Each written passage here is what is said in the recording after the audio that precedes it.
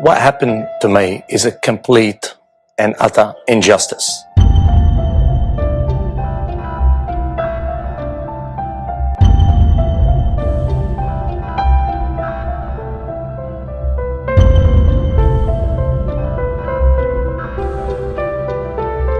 Now, it's understood to be the first time such an action has been taken up by the United Nations over the undermining of the presumption of innocence in this country. Government stand by and let it happen.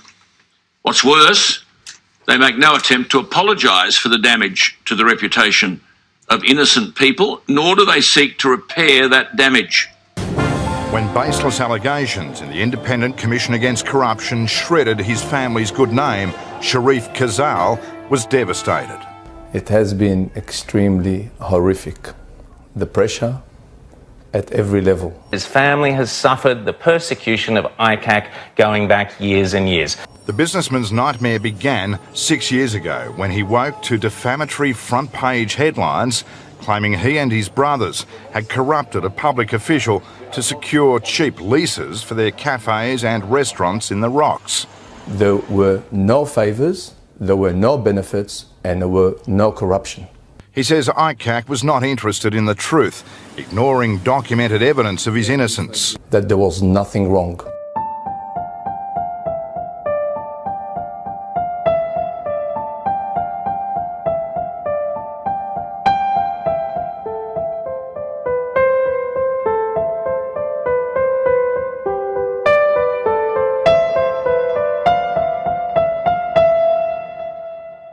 As it stands under ICAC, the punishment is marching with a blaze of cameras and microphones all over you, and then you read about yourself in headlines the next day, independently of your innocence.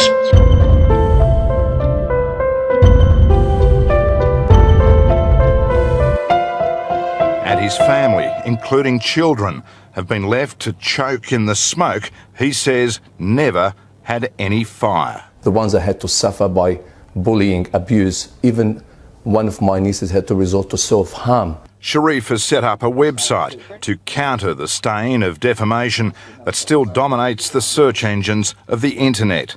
When you go and meet someone, the minute you hand your business cards to them, the minute you talk to them, they go and Google you. And the rubbish that's been published about me and my family is there. We rail about the denial of freedoms in communist China. It's ICAC itself which should be under the microscope in New South Wales. So many innocent people have been condemned by ICAC, publicly vilified, and had their reputations trashed in headlines across major newspapers. Succinctly described by the Acting Inspector General of the ICAC, Mr John Nicholson SC, when he said, "There should be no doubt the public perception of a finding that a person engaged in corrupt conduct amounts to a label as potent as any criminal label short of murder." He has now joined a growing list of people claiming ICAC has abused its immense powers. Thousands of times worse than being arrested by the police and charged with something, because at least then you get before proper courts who are completely, and in the middle of, between the court and the police, you have an independent prosecution body which has nothing to do with the investigation, deciding whether something should proceed. It represents a situation where someone is burdened with all of the inevitable life-destroying repercussions of a finding of criminality that has not been tested against the centuries-old protections that individuals deserve and receive in courts. And it has been a litany of disaster, of one innocent victim after another being persecuted by this out-of-control body set up by the government, which operates virtually and often outside the laws of this country as we know them, dating back centuries. Untested allegations which are presented almost as biblical truth. Sharif Kazal believes nothing short of a royal commission can lift the lid on what he claims to be ICAC's entrenched culture of groundless persecution.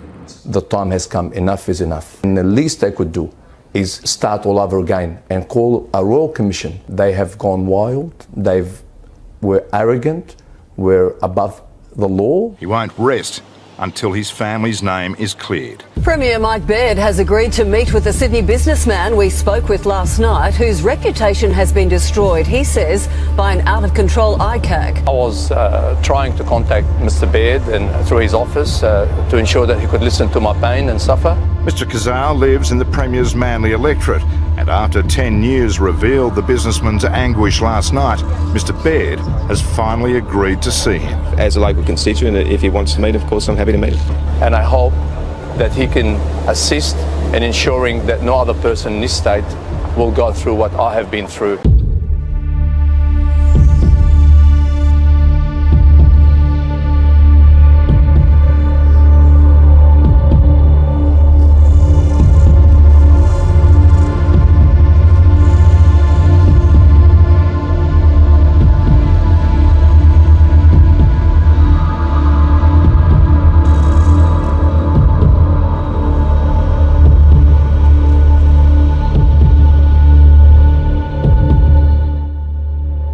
Now, the Kazal matter was the subject of a very strong criticism by the then acting ICAC inspector, who said that Kazal and Kelly, and this is his words, were unable to test the corrupt findings made against them in a court of law.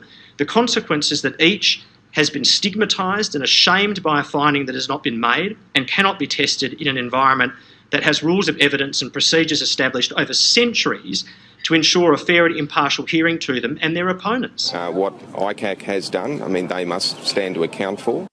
There has been two former inspectors of ICAC, Inspector David Levine and Acting Inspector John Nicholson. Both have recommended an exoneration protocol into innocent victims such as myself. An organisation that is not bound by the rules of evidence can limit the rights of defence counsel where its decisions are not subject to a merits appeals, which means if it makes a mistake on the merits, it's there forever. The inspector that oversees ICAC's decisions and their operation has cleared your name in Parliament, but that doesn't make it official, does it?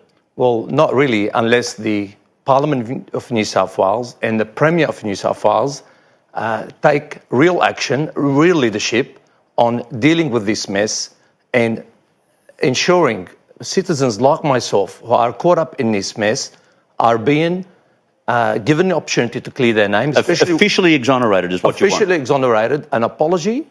I deserve an apology. Me and my entire family, we've been put up with a lot of rubbish for the last 8 years. Succinctly described by the Acting Inspecting General of the ICAC, Mr John Nicholson SC, when he said, "There should be no doubt the public perception of a finding that a person engaged in corrupt conduct amounts to a label as potent as any criminal label short of murder." Will you meet with Mr Kazal? I mean, this is one of your citizens. How would you like this to be your mum or dad? Look, I certainly appreciate it when people, and I know others have been... But it's not good enough to appreciate it. You've got to do something about it, right? I understand, and I undertook the last time we spoke to get advice on these matters, and I've requested that. And it's taken a while. Taken a while. I appreciate it. Okay, come on. I just want to tell you, Sherif, we honour you. Thank you. Okay, we appreciate what your family's done over 25 years of business in this country. Thank you. We accept the fact that you have been strung up and hung out to dry by a court which is rogue, out of control. It's not a court. It is it's a bully boy, bash them up, crash them out, assertion, innuendo, rumour and smear. It's got nothing to do with the law, and we apologise on behalf of citizens, even if the government won't apologise. There's nothing in the Parliament, Chris, that sort of says, well, listen, we apologise, we got it wrong, and we're going to announce to the world, page one, which is where the allegations were, page one to say these people were before ICAC and they are innocent. Where is that? Look, if this was an isolated case, the government might be able to justify doing nothing. ICAC had that evidence, exculpatory evidence. They didn't even provide it to my lawyers and went ahead and had a public inquiry just to defame me and my entire family and pursue me personally to benefit an ex-business partner who they put in place as a star witness.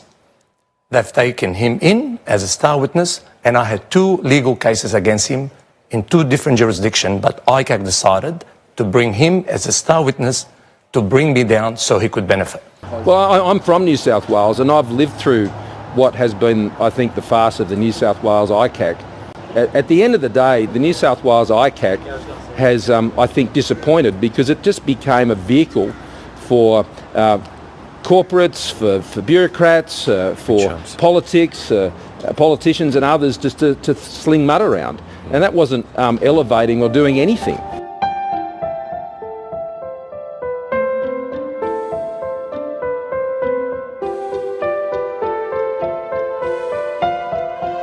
Rarely does such a case hit the United Nations, but the UN Human Rights Committee has activated an investigation into complaints by Sydney businessman Charif Khazal that his human rights have been violated by the New South Wales anti-corruption watchdog.